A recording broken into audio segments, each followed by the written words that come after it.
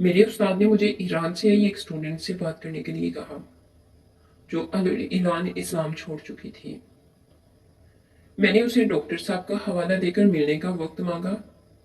ملاقات ہوئی اور جیسے ہی اسے پتا چلا کہ بات اسلام سے متعلق ہے تو وہ کہنے لگی میں 28 سال ایران میں اسلام دیکھ کر ہی یہاں آئی ہوں۔ اگر اسی اسلام کی بات کرنے آئے ہو تو اپنے اسلام سمیت یہاں سے چلے جاؤ۔ میں نے کہا نہیں، میں تو اسی اسلام کی بات کرنے آیا ہوں جو قرآن بتاتا ہے۔ ایران اور سعودی عرب میں جو کچھ موجود ہے میں اسی اسلام کو چربا سمجھتا ہوں۔ وہ یہ سن کر کچھ نرم پڑی لیکن کہنے لگی میں نے تسلیم کر لیا ہے کہ میں کائنات میں اور کائنات خود ایک حادثے کے باعث موجود ہے۔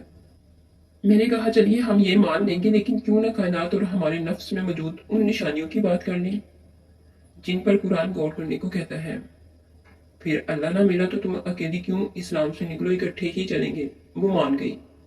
میں نے اسے کہا تم نے کبھی سوچا قرآن میں اللہ یہ کیوں کہتا ہے کہ تم میری ایک بھی نعمت کا شمار نہیں کر سکتے؟ وہ بولی ایک نعمت کا شمار کتنی مضحک کا خیز بات ہے، ایک تو ایک ہی ہے، ایک کا شمار کون کرتا ہے؟ میں نہیں جانتی تھی قرآن میں اتنی مزاحیہ باتیں بھی ہیں۔ میں بولا چلو ایک نعمت کا شمار کرتے ہیں۔ ہم 3 دن سے ایک آدھ گھنٹے کے لیے ایک نعمت کا شمار کر رہے ہیں۔ میں نے اس ملحد ایرانی لڑکی سے کہا چلیے میں تھوڑی دیر کے لیے تمہاری بات مان لیتا ہوں کہ کائنات کے اس خاص حصے یعنی زمین پر تمہاری موجودگی ایک حادثہ ہے۔ حادثے کی دین ہی صحیح، تم اس زندگی کی ایک نعمت تو مانتی ہو نا؟ وہ کچھ کنفیوز ہو کر بولی نعمت کہوں گی تو تم کہو گے یہ نعمت دینے والا بھی کوئی ہوگا، کیا تم یہی کسی پھٹی دلیل لے کر آئے ہو؟ میں نے کہا تم کنکلوژن پر چھلانگ کیوں لگاتی ہو؟ تم بھول گئی کہ ہم تمہاری بات مان کر آگے بڑھ رہے ہیں کہ کائنات اور زندگی ایک حادثہ ہے۔ میرا سوال تو بہت سادہ ہے، کیا تم اس بات پر خوش ہو کہ اس حادثے کے باعث تمہیں زندگی ملی؟ وہ بولی ہاں یہ اتفاق حسین ہے۔ میں نے پھر پوچھا گویا زندگی کو تم بہرحال نعمت سمجھتی ہو؟ وہ کہنے لگی ہاں زندگی ایک نعمت تو ضرور ہے۔ میں اس کے اس اقرار سے خوش ہوا اور کہا چلیے اب اس نعمت کو شمار کرتے ہیں۔ وہ مسکرا کر کہنے لگی یعنی اب تم قرآن کی اس بات کی طرف آ رہے ہو کہ تم اللہ کی ایک نعمت کو بھی نہیں گن سکتے۔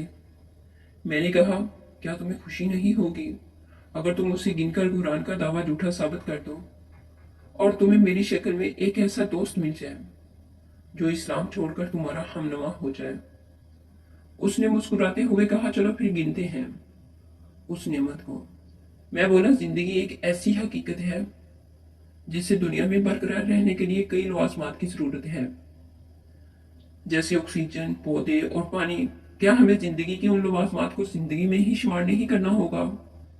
وہ بولی ہاں ہم فرض کر لیتے ہیں کہ ان 3 کے علاوہ 10 ایسی چیزیں اور ہیں جو زندگی کے لیے ضروری ہیں۔ یہ ہو کے 10 لوازمات اور یہ لو گن لی ایک نعمت۔ اب قرآن کے دعوے کا کیا کریں جو کہتا ہے تم ایک نعمت نہیں گن سکتے؟ میں نے کہا تم پھر کنکلوژن پر جمپ کر رہی ہو، ابھی تو مجھے پانی کے بارے میں بات کرنی ہے، اس کے بعد سینکڑوں دوسرے لوازمات کے بارے میں جو میرے علم میں ہیں۔ وہ ہنس کر بولی یعنی ہماری بات اگلے کئی دن چلے گی؟ میں نے کہا کئی سال بھی مکالمہ جاری رہے تو کیا فرق پڑتا ہے، ہم اپنے یہاں موجود ہونے کی وجہ ہی تو ڈھونڈ رہے ہیں۔ وہ بولی چلو پھر پانی کی بات کرو۔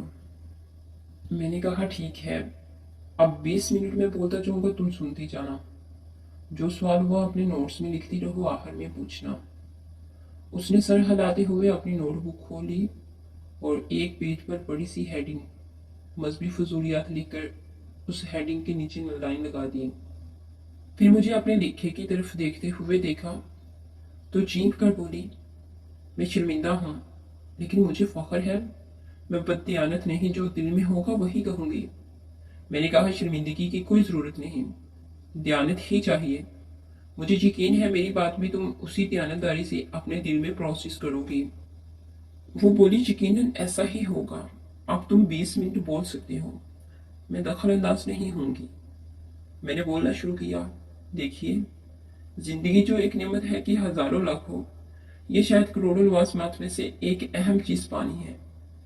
اب یہ تو سائنس بتا چکی کہ زمین جب بنی اس میں باہر سے جتنا پانی آیا تھا اس کے بعد نہیں آیا، قرآن یہ بھی بتاتا ہے کہ پانی باہر سے ہی زمین پر آیا تھا۔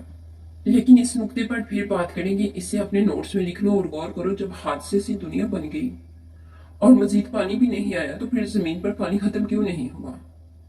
اس کی وجہ حادثے سے ہی زمین کے گرد بننے والی وہ اوزون کی تہہ ہے، جو نہ صرف سورج سے نکلنے والی مہلک ریڈیشن کو زمین پر پہنچ کر زندگی ختم کرنے سے روک لیتی ہے، بلکہ اس پانی کو بھی ایک حد سے اوپر نہیں نکلنے دیتی، جو سمندروں سے بھاپ بن کر بظاہر ضائع ہو جاتا ہے۔ اگر یہ اوزون کی تہہ نہ ہوتی تو زمین کا پانی ختم ہو جاتا۔ بات یہی ختم نہیں ہوئی۔ جب یہ پانی، جو کہ کھارا اور پینے یا خشکی کے پودوں کے قابل نہ تھا، اوپر جاتا ہے تو وہاں بجلیاں کڑکنے سے اس میں نائٹروجن بھی شامل ہو جاتی ہے، جو پودوں کے لیے ضروری ہے، اور بارش کے ذریعے نیچے آتے ہوئے اس کا کھارا پن بھی جاتا رہتا ہے۔ کیسا خوبصورت حادثہ تھا کہ اس نے ان باریکیوں کا بھی خیال رکھا۔ ابھی بات ختم نہیں ہوئی۔ چونکہ پانی خشکی کا 2/3 سے بھی زیادہ ہے، اس لیے سمندروں سے بھاپ بن کر اڑنے والا پانی اتنا زیادہ ہوتا ہے کہ اگر یہ سارا نیچے آ جائے تو زمین ڈوب جائے۔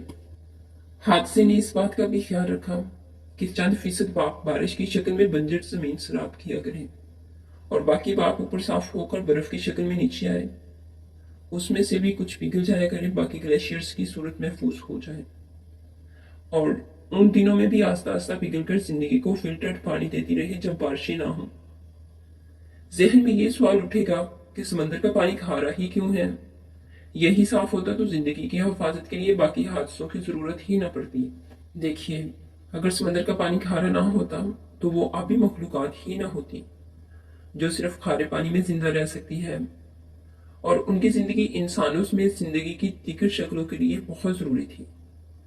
اب حادثے کا ایک اور کرشمہ دیکھیے کہ سمندر میں موجود زندگی کی حفاظت کے لیے حادثے پر حادثہ یہ ہوا کہ پانی جو زمین پر حادثاتی طور پر آیا تھا، کہ یہ خصوصیت ہے کہ وہ جمے تو نیچے کی بجائے اوپر آتا ہے، یعنی اوپر سے جو پانی برف کی شکل میں گلیشیئرز بن کر خشکی پر رہا وہ تو زندگی بچا ہی رہا ہے۔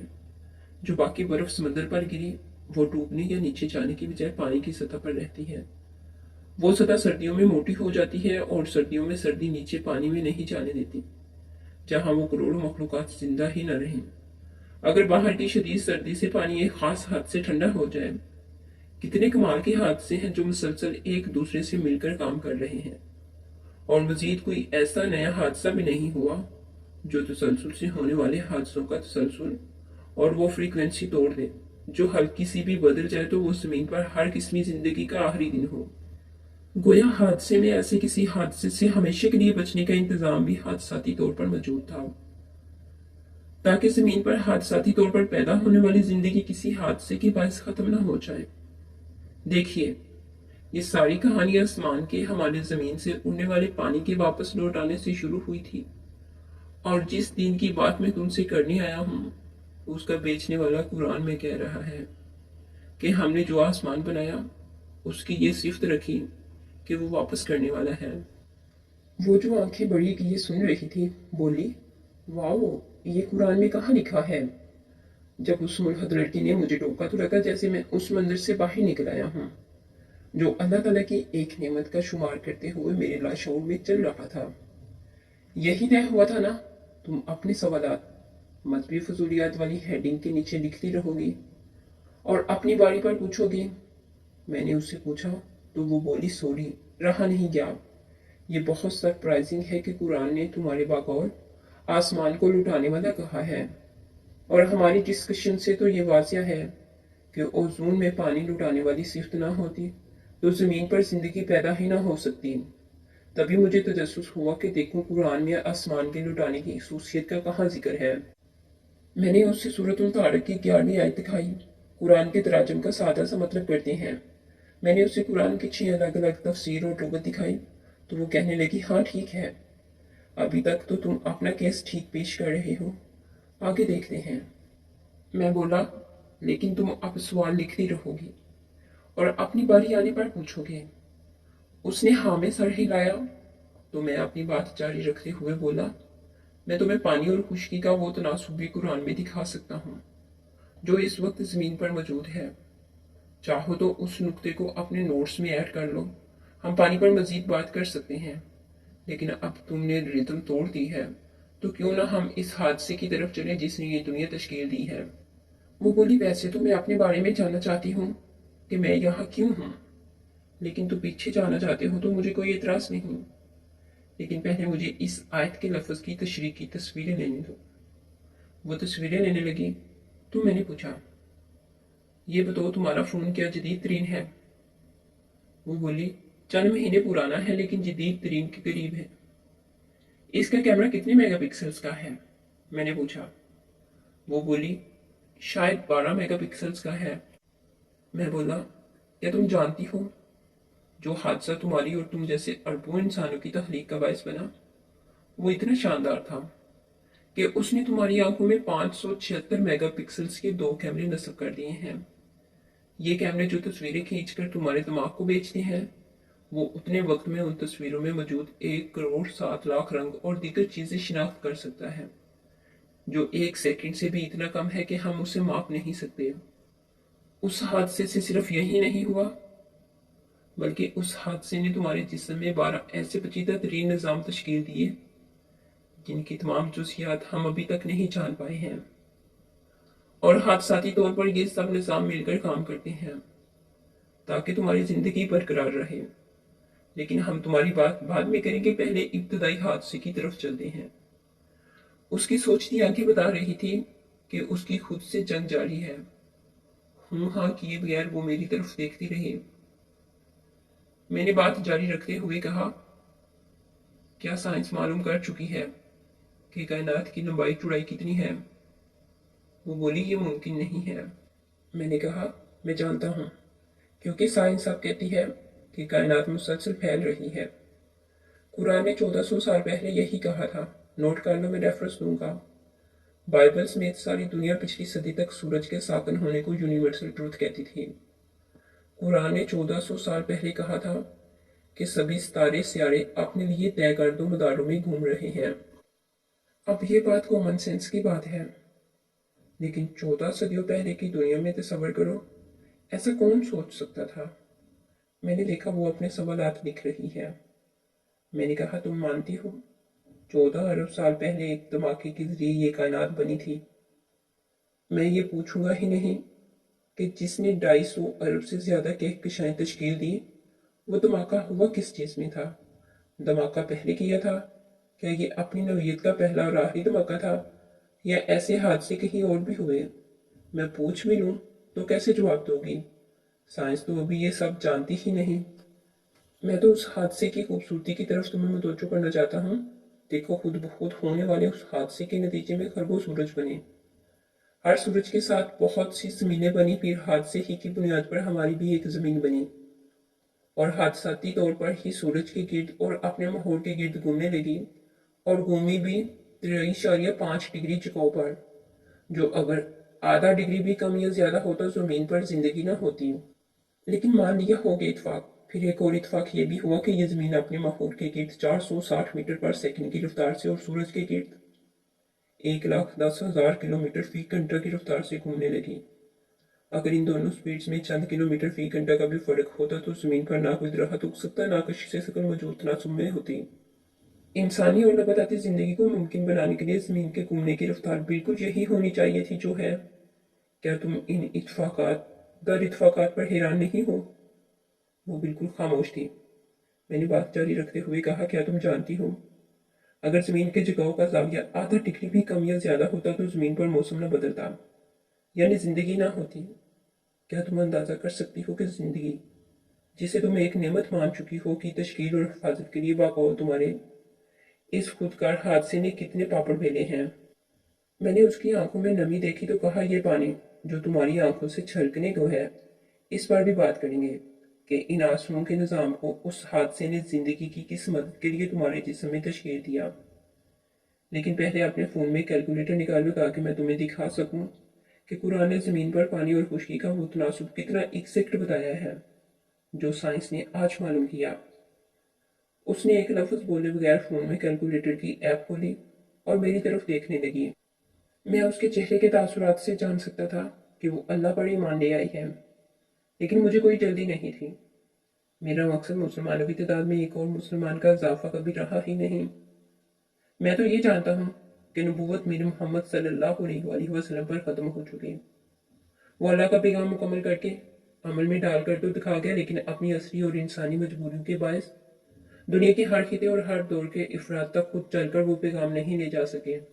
मेरे मोहम्मद सल्लल्लाहु अलैहि वसल्लम को यकीन था कि हर दौर वो सब गुण जरूर ढूंढेगा जो उनके नुमाइंदे बनकर उनका पैगाम मजीद आगे पहुंचाएंगे।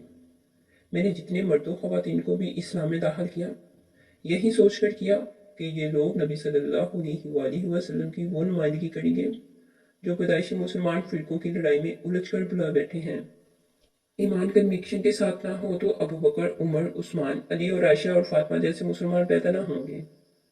वो ना हुए तो खत्म नबूवत की अमली दलील कौन बनेगा? वो बोली, मैं मानती हूँ, तुमने ये साबित कर दिया कि कायनात का बनना हादसा नहीं था, इसे वाकई किसी खुदा ने ही बनाया था। सवाल यह है कि ये कैसे साबित करोगे कि कुरान तुम्हारे बयान कर दो अल्लाह ने ही बाकौल तुम्हारे मक्का में पैदा हुए एक शख्स पर नाज़िल किया था। मैंने कहा, बस यही साबित करने में देर लगती है जो तुमने मान लिया इस हकीकत को कि कुरान अल्लाह का कलाम है। मैं 1 मिनट में एक मामूली मक्खी से साबित कर दूंगा। वो जोर से हंस पड़ी और बोली, हाँ, पहले दिन तुम मुझे बिल्कुल पागल लगे थे, शक्ल से भी लगते हो, लेकिन अब मुझे शक नहीं कि तुम ऐसा नहीं कर सकते, लेकिन मैं सुनना चाहती हूँ। मैंने पूछा, ये बताओ, तुम्हारी साइंस ने कब साबित जाना कि शहद बनाने का सामान मादा मक्खी जमा करके लाती है, नर मक्खी नहीं? वो अपने फ़ोन पर गूगल से ये मालूमात तलाश करने लगी और थोड़ी देर बाद इस सिलसिले में एक तहकीक मेरे सामने रख दी जो उसकी तफसील बताती थी। मैंने फ़ोन उनसे लिए बगैर कहा, मुझे इसमें दिलचस्पी नहीं, तुम बस ये बताओ कि जो साइंटिफिक रिसर्च ने अब जाना है, कुरान ने वो 1400 साल पहले कैसे कह दिया कि अल्लाह ताला ने शहद की मादा मक्खी को शहद बनाने का तरीका वही दिया।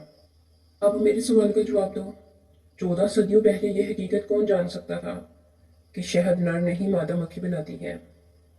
वो पीएचडी स्टूडेंट थी, दलील ही रिसर्च स्टूडेंट का ओढ़ना बिछोना होता है। बगैर हिचकिचाए बोली, काट। फिर बोली, दिखाओ मादा मक्खी कहाँ लिखा है कुरान में? मैंने उसे फसलुकी का लफ्ज़ दिखाया। वो उस लफ्ज़ की गूगल से तशरीह देखती रही। फिर बोली, हाँ, यही मतलब है। मगरिब का वक्त था। मैंने कहा, चलो मस्जिद चलते हैं। वो बोली, हाँ, एक लम्हा ज़ाया किए बगैर। मैंने कॉल करके उन प्रोफेसर साहब को मैं मस्जिद आने के लिए कह दिया जिन्होंने मुझे उस लड़की से मिलने का कहा था।